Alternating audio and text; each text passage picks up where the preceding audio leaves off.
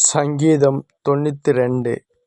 The wisdom of the elders, அதாவது முதிர்ந்தவர்களுடைய wisdom ஞானம் சொல்லலாம்.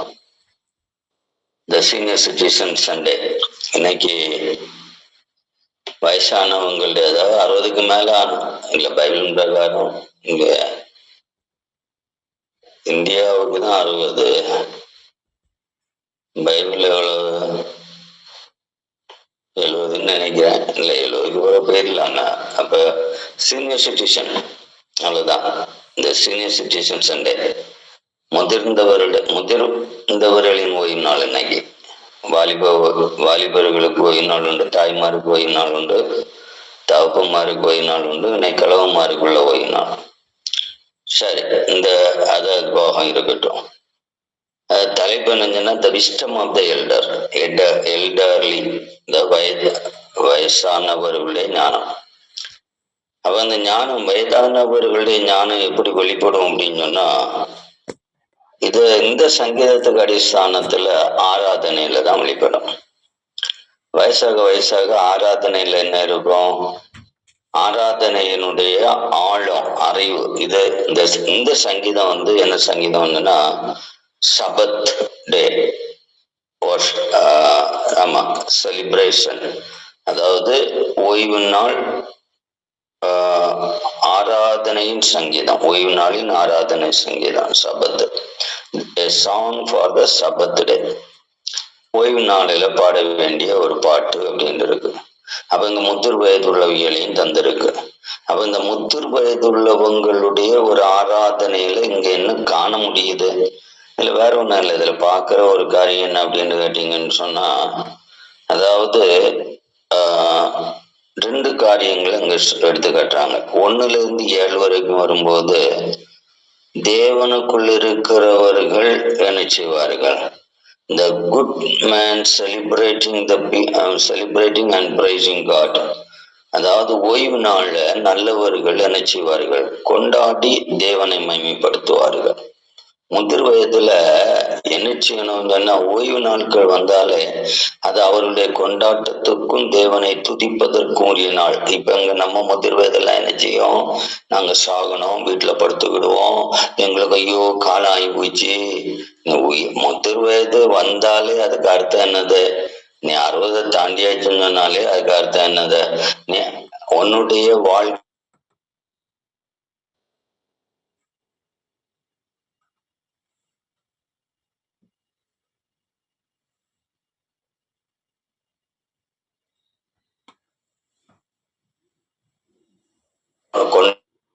பதில். ஓய்வு நாள் வந்தாலே மற்ற எல்லா நாளுக்கும் அவங்களுக்கு ஒண்ணும் செய்யாது. ஆனா ஓய்வு நாள் வந்தா போதும், கிழவன்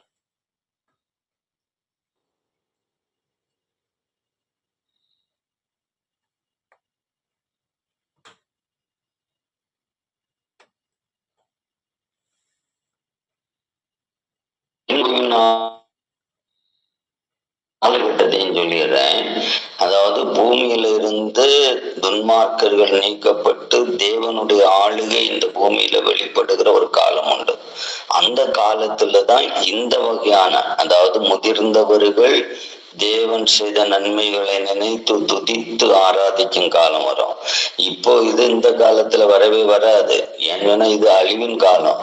ஆண்டவருடைய ஆளுகை இந்த பூமியில வரும்போது அவர் நினைச்சு வந்தால், முதலாவது துன்மார்க்கர்களுடைய அந்த அதிகாரங்களை அழித்து போடுவார். அதுக்கு பிறகுதான் அவருடைய மகிமை வெளிப்படும் உள்ளது இங்க சொல்லியிருக்கேன். இன்னும் நம்ம இந்த சங்கீதத்துல பாக்குற நேரத்துல 2வது பார்ட் அப்படின்னு சொன்னீங்கன்னா, 7ல இருந்து 15 வரைக்கும், 8ல இருந்து 15 வரைக்கும் சொல்றது, the rejoice of the good man, rejoice of the good man in the government of God. அதாவது நல்லவர்களுக்கு சந்தோஷம் எப்பவுமே தேவனுடைய ராஜ்யத்துல தான் இருக்கும். தேவனுடைய ராஜ்யம் பரலோகம் இல்ல, அவர் இந்த பூமியில தன்னுடைய ராஜ்யத்தை ஸ்தாபிக்கும் போதுதான் இருக்கும். எல்லாமே நல்லவர்களுக்கு இப்ப எந்த சந்தோஷமும் இல்லை. ஒருத்தன் நல்லதா இருக்கணும்னு நினைச்சாலே அவன் நல்லதா இருக்க முடியாது. அதனால இந்த சங்கீதத்தை 2ஆ பிரிக்கிறாங்க. முதல் பாட்டு என்ன சொல்றாங்க அப்படின்னு சொன்னா, ஆராதனையில அதாவது ஆராதனையை கொண்டாடி தேவனை துதிக்கிறதும், ரெண்டாவது பாட்டுல என்ன சொல்றாங்கன்னா, தேவனுடைய ஆளுகை வந்தா மட்டும்தான் இவர்களால என்ன செய்ய முடியும், சந்தோஷமா இருக்க முடியும்ன்றதும் இந்த ரெண்டு பாட்டா இதை போட்டிருக்காங்க. சரி, அது ஒரு பாகம் இருக்கட்டும். ஆனா இது வேறொரு காரியம் என்னன்னு சொன்னா, அந்த சங்கீதம் சொல்றதெல்லாம் கேட்டீங்கன்னா, இது ஒரு வெற்றியின் சங்கீதம், ஓய்வு நாளின் சங்கீதம். அட் த சேம் டைம் ஓய்வு நாள் அங்க என்ன செய்யறாங்க, தேவன் தந்த ஜெயத்தை அறிவிக்க போகிற ஓய்வு நாள். வைதிகர்கள் எப்பவுமே ஆலயத்துக்கு வராங்கன்னா எதுக்காக வராங்க, தேவன் செய்ததும் தேவன் செய்து கொண்டிருக்கிறதும் தெய்வம் தருகிற ஜெயத்தையும் இந்த பூமிக்கு சாட்சி வைப்பதான் வயதானவர்களுடைய வேலை. அப்போ வயதானவர்கள் ஆலயத்துல எதுக்கு வர்றாங்க அப்படின்றது அவங்களுக்கு தெரியாது. சும்மா வந்துட்டு போறோம்னு நினைப்பாங்க. சும்மா வந்துட்டு போறதுக்கு வரல, தேவன் எத்தனையோ அனுபவங்கள் இருக்கும், இங்க வெற்றியின் அனுபவங்கள் இருக்கும். ஒரு மனுஷன் வாழ்க்கையில வெற்றி பெறணும் அப்படின்னு சொன்னாலே முதலாவது அவன் தேவ ராஜ்யத்துக்குள்ள பிரவேசிக்கணும். தேவ ராஜ்யத்துக்குள்ள பிரவேசித்திருந்தா மட்டும்தான் வாழ்க்கையில வெற்றியை பற்றி உணரவே முடியும். எந்த ஒரு மனுஷனா இருந்தாலும் ஆராதனையில சந்தோஷப்படணும், ஆராதனையில தேவனை மகிமைப்படுத்தணும் சொன்னா அவன் முதலாவது தேவனுடைய ராஜ்யத்துக்குள்ள இருக்கணும். அதாவது தேவனுடைய நமக்கு தான் தெரியுமா, மத்திய 6:33 சொன்னா போல, தேவனுடைய ராஜ்யத்தையும் அவனுடைய நீதி அவன் தேடுகிறவனா இருந்தாதான் அவனுடைய வைதிக நாட்கள் என்னதுதான் ஓய்வு நாளில தேவனை துதித்து மகிமைப்படுத்துகிற சந்தோஷத்தின் செலிப்ரேஷன், டே ஆஃப் செலிப்ரேஷனா இருக்கும். அது இல்லாதது வரைக்கும் அந்த சந்தோஷத்தின் நாளா இல்ல, அது துயரத்தின் நாள் தான். இப்ப அநேகருக்கு இன்னைக்கு துயரத்தின் நாள் தான். ஏன்னா இதனுடைய மகிமை அவங்களுக்கு தெரியாது, ஆராதனையில இருக்கிற மகிமை தெரியாதுதான் காரணம். ஏன்னா ஆராதித்திருந்தா தானே வாழ்க்கையின் வெற்றிகளை சிந்திக்க முடியும். ஆராதிக்கவே செய்யாத மனுஷன் இப்படி வாழ்க்கையின் வெற்றிகளை சிந்திக்க முடியும். வாழ்க்கையில எவ்வளவு முதிர் வயது எப்பவுமே கடந்து வந்த பாதைகளின் ஜெயத்துல உண்டான சந்தோஷத்தை வெளிப்படுத்தும் போது ஓய்வு நாள் தோறும் அதுக்கு நன்றி சொல்லதான் அவங்க போவாங்க. ஆனா இவங்க எங்கதான் சந்தோஷம் கண்டாங்கன்றதே நமக்கு தெரியாது. சரி, இப்ப இந்த இடத்துல பாக்குற இன்னொரு காரியம் என்ன அப்படின்னா, இந்த வெற்றியை கொண்டாடுகிற வார்த்தைகள் இங்க இருக்கும். அந்த 4 வார்த்தைகள் சொல்லப்பட்டிருக்கும். ஒண்ணு துதின்னு இருக்கும், இன்னொன்னு துதித்து விவரித்து களிகூர்ந்து பாடுவேன். அங்கதான் இருக்கு. துதிக்கிறதுங்கன்னா நன்றியறிதலோடு கூட தேவன் செய்த நன்மைகளை முதியோராயிருக்கிறேன்னா நிச்சயம் விவரித்து நான் என்ன செய்வேன், களி கூறுவேன். தேவன் எப்படியெல்லாம் என்னை நடத்தினாருல களி கூறுவேன், சந்தோஷப்படுவேன், மகிழ்ச்சி அடைவேன், ஆனந்தம் கொள்வேன், அது ஒரு பாட்டா பாடுவேன். அதுதான் இந்த சங்கீதத்துல சொல்லப்பட்ட காரியம். அதாவது ஒரு மனுஷன் முதிர் வயது அடையும் போது தனக்கு வெற்றிகள் குவிக்கப்பட்டிருக்கிற அந்த வெற்றிகளினுடைய சிகரங்களை சிந்தித்து தேவனை துதித்து தேவனை மகிமைப்படுத்தி தேவனுக்கு நன்றி சொல்லி அவர் எப்படி எனக்கு இந்த வெற்றியை கொண்டு வந்தார் என்ற விவரித்து அந்த விவரிக்கும் போது இருதயத்தின் பூரிப்பு ஏற்படும் போது பாட்டா அது வந்துடும். இதுதான் சங்கீதக்காரனுடைய வாழ்க்கையில. இப்ப சங்கீதக்காரனுடைய வாழ்க்கையில எந்த வெற்றியை யோசிப்பான், ஃபர்ஸ்ட் சங்கீதக்காரனுடைய வாழ்க்கையில வெற்றி யோசிக்க கோலியாத்து அடிச்சதுதான் வாழ்க்கையில மொத்த வெற்றியே கோலியாத்து. அப்ப அது எப்படிப்பட்ட, இப்ப வைதிக நேரத்துல அது எவ்வளவு துதியா இருக்கும், எவ்வளவு மகிமையா இருக்கும் யோசித்து பார்க்க வேண்டிய நிலைமை. இப்ப நிக்க கூட முடியல. ஆனா அன்னைக்கு வாலிபத்துல செய்த அந்த மகத்தான காரியங்களை, வாழ்க்கையில வெற்றிக்கு காரணமா இருந்த அந்த தெய்வ பிரசன்னத்தை சங்கீதக்காரன் உணரக்கூடிய ஒரு உணர்வு இந்த இடத்துல வெளிப்படுது. சரி, இப்ப நமக்கு இன்னொரு காரியம் தெரியும். 1வது பாடம் எங்க, ஆதியாகமம் 24 1-8. அங்க என்ன பாக்குறோம் அப்படின்னா 1-8 தானே, இல்ல 1-2-14 இருக்கும். அங்க என்ன பாக்குறீங்க அப்படின்னா, அங்க அந்த வசனத்தோ 24 1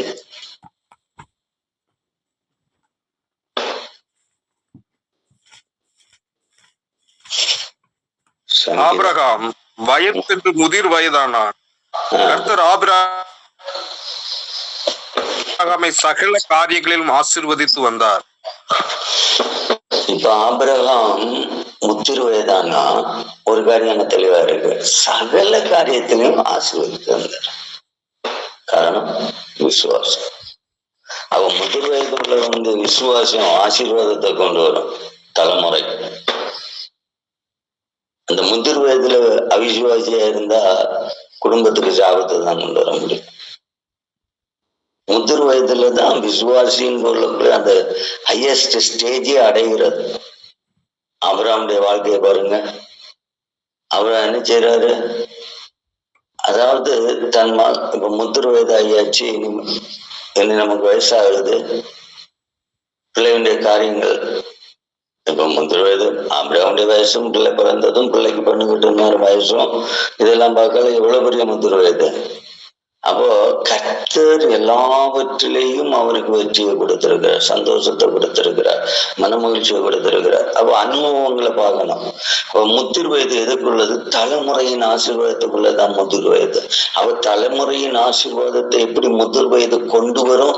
விசுவாசத்தினுடைய வீரர்களாயிருப்பார்கள் முதிர் வயதுல உள்ளவங்க. வயசாக வயசாக விசுவாசம் வளரும். ஆனா என்ன பாருங்க, வயசாக வயசாக விசுவாசத்தை காணாது. போய் கட்டில போய் படுத்துக்கிட்டு போல விசுவாசம், கட்டில படுக்கும் விசுவாசம். ஆனா வேதம் சொல்லுகிற விசுவாசம் அதாவது தலைமுறைக்கு ஆசீர்வாதத்தை கொண்டு வரும் விசுவாசம். அப்ப முதிர்ந்தவர்களுடைய பங்கு என்ன? முதிர்ந்தவர்களுடைய ஞானம் என்ன? முதிர்ந்தவருடைய ஆராதனையில அவங்க பங்கு இல்லைங்க, அவர்களுடைய ஞானம் அல்ல அவங்களுடைய தெளிவு என்ன? அவங்க விசுவாசத்துல அடைகிற வெற்றி. ஆபிரகாம் விசுவாசத்துல எல்லாத்துலயுமே வெற்றி அடைந்திருக்கிறார். சோதோமை ஜெயித்ததுல இருந்து, இல்ல ஊரை விட்டு வந்ததுல இருந்து, பஞ்ச காலத்துல, யுத்த காலத்துல ஒரு ராஜாவுக்கு சமமா யுத்தம் பண்ண தேவன் பாத்திரமா வைத்திருந்தார் பாருங்க. இதெல்லாம் நம்ம யோசிக்கும் போது தேவனுடைய அந்த முதிர் வயது எதுக்குன்னு உள்ளது, தேவன் முதிர் வயதுல நம்மகிட்ட என்ன எதிர்பார்க்கிறார் உள்ளது நமக்கு திட்டமா தெரியும். இன்னும் அதுக்கு அடுத்தது நீங்க நேரம் எங்க போக வேண்டிய வரும். நம்ம போறது 2 தீமோத்தேயு 1 நம்ம பார்த்தா பவுலுடைய ஜெபம். யாருக்கு வேண்டி ஜெபம் பண்றாரு? அவன் முதிர் வயதை தீமோத்தேயுக்கு வேண்டி ஜெபம் பண்றாரு. எதுக்கு வேண்டி ஜெபம் பண்றாரு? அந்த விசுவாசத்துல அவன் விழுந்து போக கூடாதுன்னு ஜெபம் பண்றாரு. அவன் முதிர் வயதுல உள்ளவங்க என்ன செய்யணும்? விசுவாசத்தினுடைய சாட்சிகளா இருக்கணும். முதிர் வயதுல உள்ளவங்க என்ன செய்யணும்? பிள்ளைகளின் ஆசீர்வாதமாய் மாறணும். முதிர் வயதுல உள்ளவர்கள் என்ன செய்யணும்? பிள்ளைகளுக்காய் விண்ணப்பம் பண்ணி அவர்களுடைய விசுவாசத்தை விழுந்து போகாதபடி அவர்களுடைய ஆத்மீக தரிசனங்களுக்கு உதவியா இருக்கணும். நீ செலிப்ரேட்டிங் முதிர் வயதை எப்படி செலிப்ரேட் பண்றது? இதெல்லாம் செய்தாதான் முதிர் வயதை நம்ம கொண்டாட முடியும். நீ முதிர் வயது இந்த சபைக்கும் தேசத்துக்கும் சாபமாயிருக்கு. ஆனா முதிர் வயது தான் இங்க என்னது கொண்டாடுங்கன்னு சொல்லல. ஆனா எல்லா வீட்டையும் நான் சொல்லல, எல்லா சபையும் சொல்லல. சபைகள்ல முதிர் வயது உள்ளவர்கள் இருக்கிறதான் செய்யறாங்க. இதை நான் சொல்றது என்னுடைய பின்னணி உள்ள நம்ம இருக்கிற சபை. முதிர் வயது கேஸ் எல்லாமே என்னதுதான். ஏதோ அவங்க சொன்னோன்னு இவங்க என்ன சொல்லுவாங்க? ஐயோ அவரு பாவம், அவருக்கு கஷ்டம். உன்னுடைய கஷ்டமும் பாவம் இல்லைங்க எங்களுக்கு பிரச்சனை. நீ கர்த்தரில் பெற்றுக்கொண்ட வெற்றியின் சாட்சியாய் மாறணும் முதியவர். அதுதான் முதியவர்களுடைய ஞானம். கர்த்தரில் பெற்றுக்கொண்ட வெற்றிகளின் சாட்சியாய் இருப்பதுதான் சபையில முதியவர்களுடைய என்னது கொண்டாட்டமும் பங்கும். என்னெல்லாம் வாழ்க்கையில நான் வெற்றி அடைந்தோம். நம்ம கொண்டு வந்ததும் ஒன்றும் இல்லை, கொண்டு போறதும் ஒன்றும் இல்லை. ஆனா முதிர் வயது வரும்போது தேவன் தந்த நன்மைகளின் ஆசீர்வாதங்களை கணக்கிட்டு பார்க்கும்போது நமக்கு புரியும். அவர் முதிர் வயது வர வர வர வர ஆசீர்வாதம் கூடிக்கிட்டே இருக்கும். அது இன்னொரு பாகம். வயசாக வயசாக ஆசீர்வாதம் பெருகும். தரித்திரம் வரவே வராது வயசானவங்களுக்கு. வாலிபத்துல ஒரு 100 ரூபாய் கையில நிக்காது. ஆனா முதிர் வயதுல எத்தனை லட்சம் இருந்தாலும் அது அங்கதான் இருக்கும். அப்ப வாலிபத்துக்கும் முதியவர்களுக்கும் இடையில உள்ள வித்தியாசம் கூட இதுல பார்க்கணும். நீ அடுத்தது நம்ம சகரியாவுக்கு கதை தான்.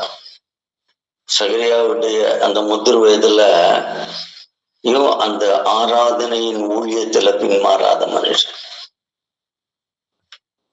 அதனாலதான் தன்னுடைய குறைவுகளை நிறைவாக்குகிற ஒரு காலகட்டமாகும். முதிர் வயதுல ஆராதனையில ஒரு ஒரு வைதிக நிலைமையிலும் ஆராதனைய மையப்படுத்தி ஒரு மனுஷன் வாழ்ந்தால்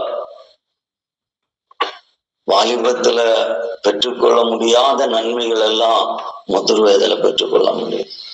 அப்ப அப்படி பெற்றுக்கொள்ளணும்னா முதிர் வயதை என்ன செய்யணும்? ஆராதிக்கணும்.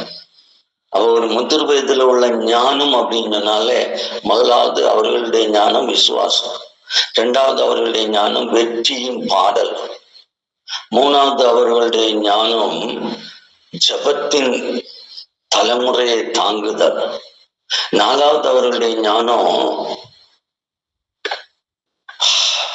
பிள்ளைகளுக்கு ஆசீர்வாதத்தை சேர்த்தல், அஞ்சாவது அவங்களுடைய தலைமுறை முதிர் வயதின் ஞானம் சொல்றது ஆராதனையில உள்ள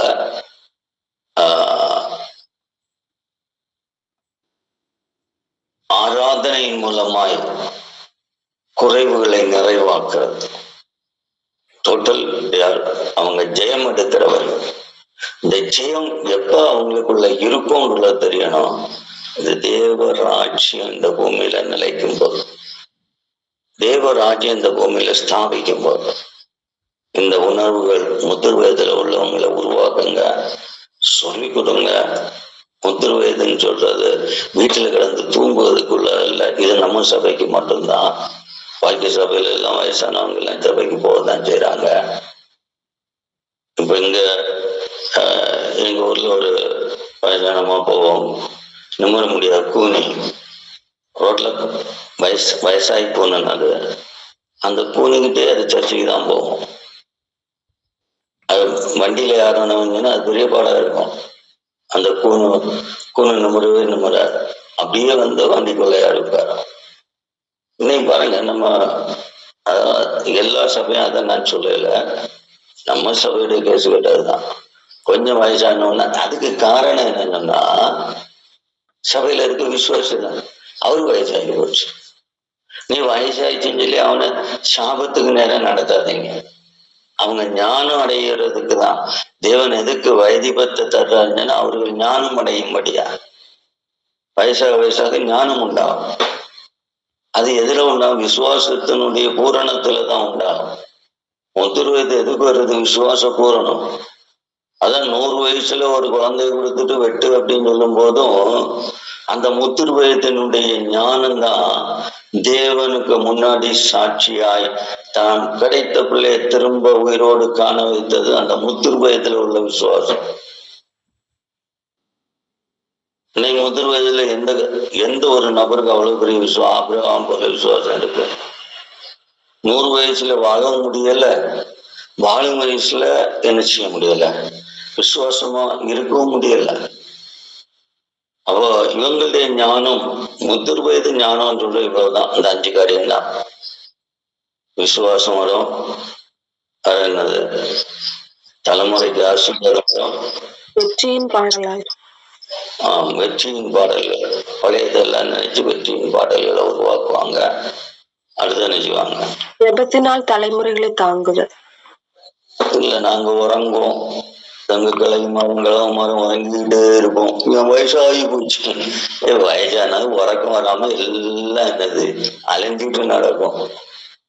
எனக்கு உறக்கம் வரையில குளியதான் நீ ஜோம் பண்ண தலைமுறை ஆசீர்வதி. அடுத்தது கடைசியா ஆராதனையின் மூலமாய் குறைவுகளை நிறைவாக்குதல்.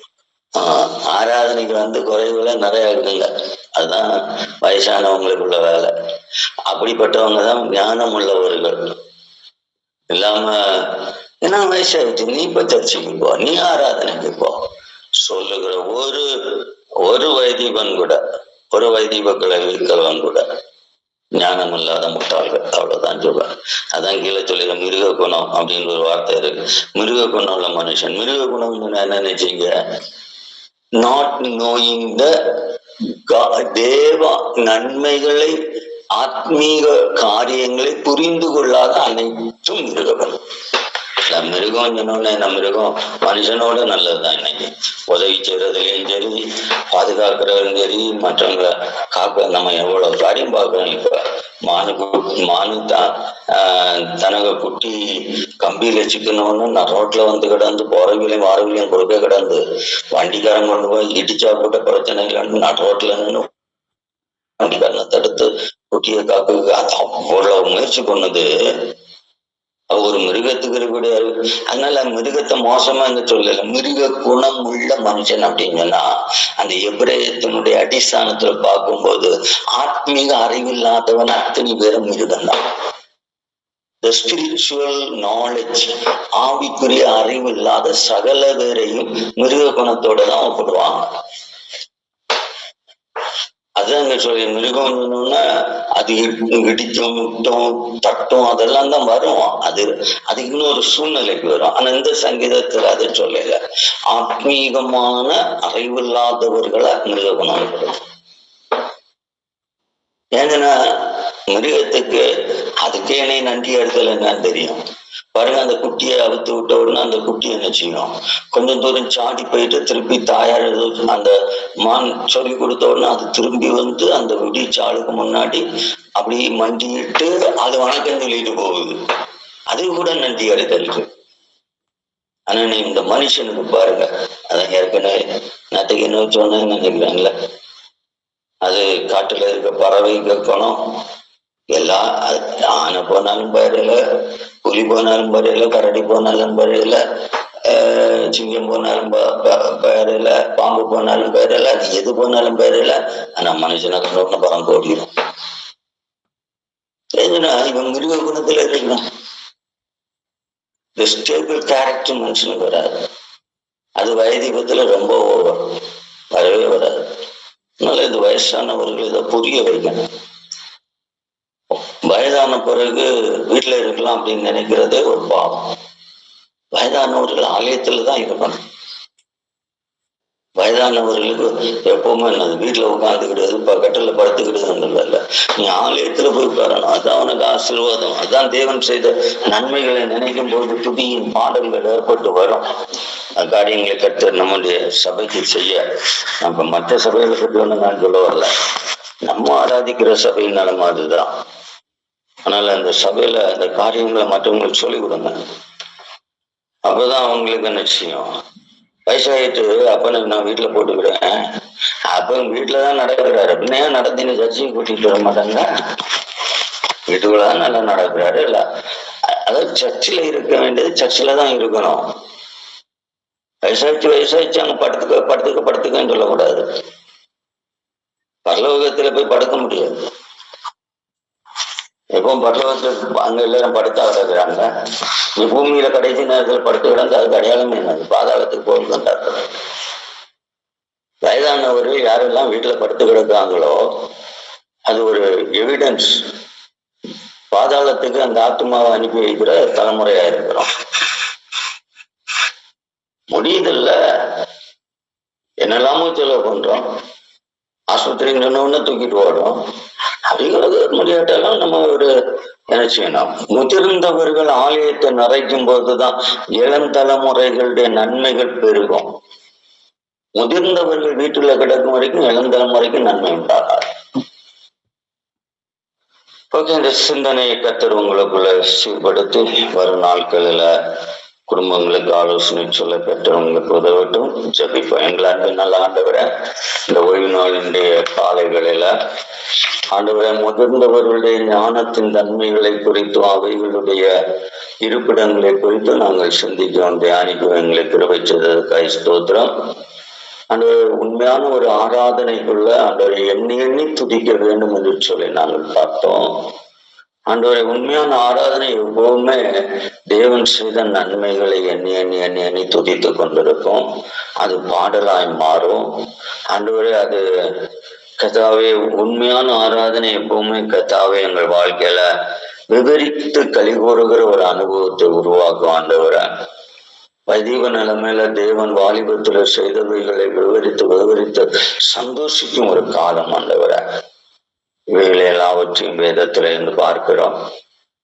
சங்கீதக்காரன் அவற்றை எழுதி வைத்திருந்தாலும் எங்கள் வாழ்க்கையில் அவற்றை சிந்திக்க கூட எங்களுக்கு நேரம் இல்லாமல் ஆண்டவரை போகிற ஒரு காரியத்தை பார்க்கிறேன். ஆண்டவரே இந்த நாட்கள்ல வயதிபன் மேல் உள்ள எல்லா பெற்றோரும் இந்த கருத்தில் ஒப்பு கொடுக்கிறோம். இந்த செய்தி அவருடைய காதலை எட்டுவதற்கு ஆண்டவரே இந்த செய்தியை கேட்கிற ஆண்டவர தலைமுறைகள் தன் தாத்தா பாட்டியினாலே வர வேண்டிய ஆசீர்வாதத்தை அவர்கள் தராமல் எங்களை விட்டு ஆண்டவரே அவர்கள் கடந்து போக விடக்கூடாது. அவர்களால் உண்டாக வேண்டிய ஆசீர்வாதம், அவர்கள் மூலமாய் பெற வேண்டிய ஆசீர்வாதத்தை நான் எப்படியும் பெற்றுக்கொள்ள வேண்டும் என்ற தாகத்தோடு ஆலயத்தின் ஆராதனைகளில முதிர்ந்தவர்களை சேர்த்து ஆண்டவரை பிடிக்கிற ஒரு கிருபை இந்த மரம் ஆண்டவரை தலைமுறைகளுக்கு நீ கொடுக்கும்படி ஆட்சேபிக்கிறோம். முதிர்ந்தவர்களுக்கு ஆண்டவரை ஆலயத்துல என்ன வேலை என்ற கேள்வி ஒரு தலைமுறைக்குள்ள ஏற்படாதபடி அவர்கள் ஆலயத்துல வந்து தேவன் செய்த நன்மைகளை சொல்லி மகிமைப்படுத்தும் போது தலைமுறைகளுக்கு ஆசீர்வாதம் பெருகும் என்று சொல்லுகிற அந்த ஞானம் ஆண்டவரை ஒவ்வொருவரும் கிடைக்க கிருபைத்தார். கர்த்தர் தொடர்ந்து சபையை ஆசீர்வதியும், சபையில உடைய திட்டத்தை வெளிப்படுத்தும். இந்த பகல்ல உள்ள ஆராதனை கர்த்தர் ஆண்டவரை 4 இடத்திலும் உள்ள ஆராதனைகள் உமக்கு மகிமை கொண்டு வர கிருபை தாரும். ஆண்டவரை அந்த ஆராதனைகள்ல நீ வெளிப்பட போறதுக்காக ஸ்தோத்திரம். தொடர்ந்து அற்புதமான காரியங்களை இந்த ஆராதனைகளை செய்யும்படி ஆட்சேபிக்கிறேன். வல்லமைகளை வெளிப்படுத்தும்படி ஆட்சேபிக்கிறேன். தயவை வெளிப்படுத்தும்படி ஆட்சேபிக்கிறேன். கிருபையை வெளிப்படுத்தும்படி ஆட்சேபிக்கிறேன். அன்பை வெளிப்படுத்தும்படி ஆட்சேபிக்கிறேன். உங்களுடைய பிரசன்னத்தை வெளிப்படுத்தும்படி ஆட்சேபிக்கிறேன். கர்த்தாவே, இந்த ஆராதனை வெறுமையான ஒரு ஆராதனை அல்ல, முதியவர்களுடைய உணர்வுகளை ஆண்டவரை ஞானங்களை ஆண்டவரை தட்டி எழுப்புகிற ஒரு ஆராதனையா இந்த நாளின் ஆராதனை ஆண்டவரை நடத்துவதற்கு ஆண்டவரை நடத்துகிற பிள்ளைகளுக்கு ஞான இருதயத்தையும் பங்கெடுக்கிறவர்களுக்கும் ஜபிக்கிறவர்களுக்கும் ஆண்டவரை அபிஷேகத்தை நீ கொடுக்கும்படியா நான் ஜபிக்கிறேன். ஆண்டவரை அப்படியா அந்த நாளின் ஆராதனை கர்த்தாவே உமக்கு பிரியமானதா இருக்கட்டும். அப்பா ஆண்டவரே, நம்முடைய பிள்ளைகள் நன்மையினாலே நிறையப்படுகிற ஒரு ஆராதனையை மாற்றும்.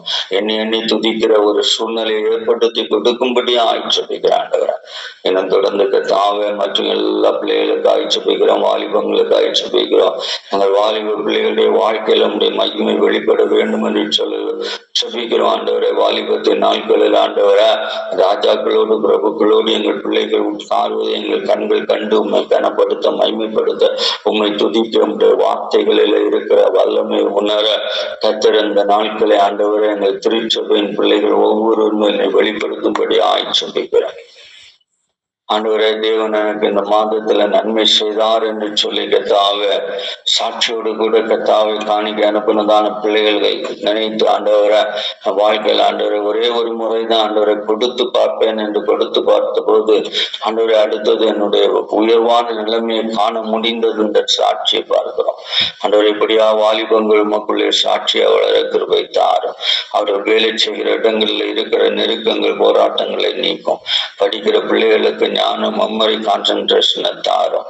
ஆண்டவரை இன்னும் அதுபோல கர்த்தாவை சின்ன பிள்ளைகளுக்கு ஜெபிக்கிறோம். ஆண்டவரை பாதுகாப்பு தாரும். பிள்ளைகளுடைய வளர்ச்சியில தேவ கிருபை உண்டாயிருக்க ஜெபிக்கிறோம். இன்னும் கர்த்தாவை எங்களுடைய ஆண்டவரை விவாக வயசுல இருக்கிற பிள்ளைகளுக்காக ஜெபிக்கிறோம். உடைய திட்டத்தை நிறைவேற்றும்படி ஜெபிக்கிறோம். ஆண்டவரை அதுபோல இன்னும் கர்த்தாவை எங்கள் சபையில் உள்ள எல்லா குடும்பங்களுக்காக நாங்கள் ஜெபிக்கிறோம். முதிர் வயதின் பிள்ளைகளுக்காக ஜெபிக்கிறோம். அவர்கள் இந்த காரியங்களை உணர கர்த்தர் இந்த நாளை ஆண்டவரே அவர்களுக்கு ஆண்டவரை ஞானத்தின் நாளை வெளிப்படுத்தும்படி ஆட்சேபிக்கிறோம். இன்னும் கர்த்தாவே இந்த சபையுடைய எல்லா காரியங்களிலேயும் ஆண்டவரே வீடுகளை கட்டுவதற்கு ஆரம்பித்து முடிக்க முடியாதபடி ஆண்டவரை தவிக்கிற மக்கள் உண்டு. அப்படிப்பட்டவர்களை கிருபை செய்யும்படி ஆட்சேபிக்கிறோம். ஆண்டவரே, நாங்கள் விவாகம் பண்ணி கொடுத்தப்பட்ட இடங்களில் கர்த்தாவே அப்ப குடிகாரன்மாரா எங்கள் பிள்ளைகளை வேதனைப்படுத்துகிறதான சூழ்நிலைகள் உண்டு. அவைகள் இதெல்லாம் ஆண்டவரை விடுதலை கொடுக்கும்படி ஆட்சேபிக்கிறோம். இன்னும் தகப்பனே, இந்த சபைக்குள்ள ஆண்டவரே உடைய கிருபை அளவில்லாமல் ஆண்டவரை குடும்பங்களுக்கு வெளிப்படத்தக்கதாய் ஒவ்வொருடைய விசுவாசத்தை நீர் உயிர் மீட்சி அடைய செய்யும்படி ஆட்சேபிக்கிற ஆண்டவரை. இன்னும் தகப்பனே, இன்னும் பலவிதமான தேவைகளின் மத்தியில இருக்கிற மக்கள் உண்டு. பிள்ளைகளை படிக்க வைப்பதற்காக ராப்பகல் உழைக்கிற ஆண்டவரை உழைப்புகள் உண்டு. ஆண்டவரை பிள்ளைகளுடைய படிப்பினாலே எனக்கு எதிர்கால நன்மையாகும் என்று சொல்ல ஆண்டவரை உழைத்து கொண்டிருக்கிற ஆண்டவரை துணைவன் இல்லாமலும் தனிமையிலும் உழைக்கிற பிள்ளைகள் உண்டு. அவர்களுக்கெல்லாம் நீ ஞானமும் கிருபையும் இரக்கமும் வெளிப்படுத்த கொடுக்கும்படி ஆட்சேபிக்கிறேன். இன்னும் தகப்பனே இந்த நேரத்துல விசேஷமாய் தகப்பனே அப்பா ஆண்டவரை விதவைகளாய் இருக்கிறவர்களுக்காக ஜெபிக்கிறோம். கர்த்தருடைய கிருபை அவர்களை தாங்கட்டும், ஜெபத்தில் அவர்களை பலப்படுத்தும். என்கிற தாவி எல்லா நிலைமையில் உள்ள மக்களை நினைத்து உங்களுடைய பாதத்தில் வருகிறேன். சபையோடு பூரணமாய் இந்த கருத்தில் ஒப்பு கொடுக்கிறேன். ஆண்டவரை எல்லாருக்கும் வேண்டிய பாதுகாப்பை தாருணை செய்வதற்காக ஸ்தோத்திரம். இன்னும் ஆண்டவரை தேசத்துக்காக ஜெபிக்கிறோம். தேசத்தின் விக்கிரகங்கள் அழியும் வரைக்கும் ஆண்டவரே நாங்கள் பொறுமையாக காத்திருந்து ஜெபிக்கிற கிருபை தரும்படியாய் ஜெபிக்கிறோம். ஆண்டவரே அதனுடைய செழிப்பு அதனுடைய அழிவுக்கு அடையாளம் என்று வேதத்தில் வாசித்தோம். அது யதார்த்தமாக்கி தரும்படியாய் ஜெபிக்கிறோம். தடைகளை நீக்கி போடும் இயேசுவின் நாமத்தில் ஜெபித்து ஒப்பு கொடுக்கிறேன் நல்ல பிதாவே, ஆமென்.